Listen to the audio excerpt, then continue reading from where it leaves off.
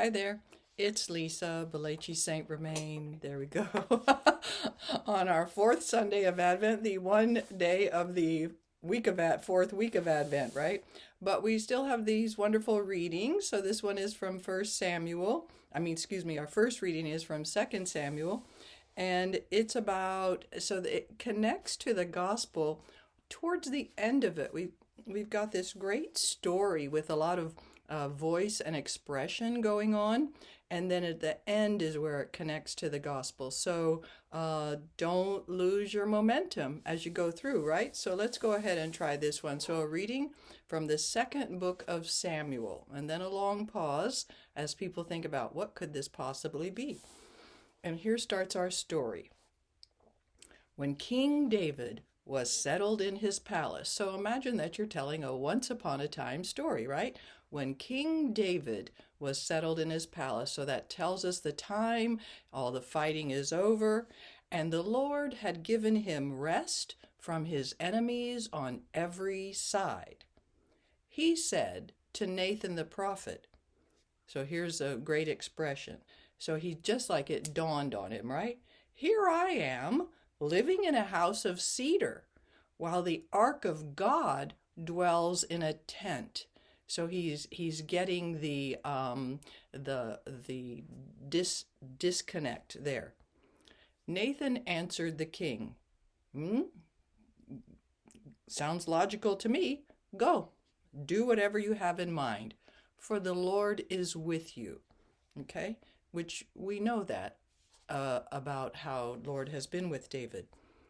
Okay, but here's a little plot twist, right? But that night, so you're changing your voice again a little bit. But that night, the Lord spoke to Nathan and said, "Go, tell my servant David, thus says the Lord." So remember, when we have "thus says the Lord," we've either got this proclaiming authoritative voice or we've got this wonderful consoling voice. So here's the authoritative one coming in. "Should you build me a house to dwell in?" Now, we're not going to do the fingers, like you, me, but your voice should do that. "Should you build me a house to dwell in?" Here's the reasons why. Why not? It was I who took you from the pasture and from the care of the flock to be commander of my people Israel. I have been with you wherever you went, and I have destroyed all your enemies before you. Okay? Who's doing all of that? God. "And I will make you famous like the great ones of the earth. I will fix a place for my people Israel. I will plant them so that they may dwell in their place without further disturbance. Neither shall the wicked continue to afflict them as they did of old, since the time I first appointed judges over my people Israel. I will give you rest from all your enemies." The Lord also reveals to you, so now we have Nathan talking, right? The Lord also reveals to you that he will establish a house for you.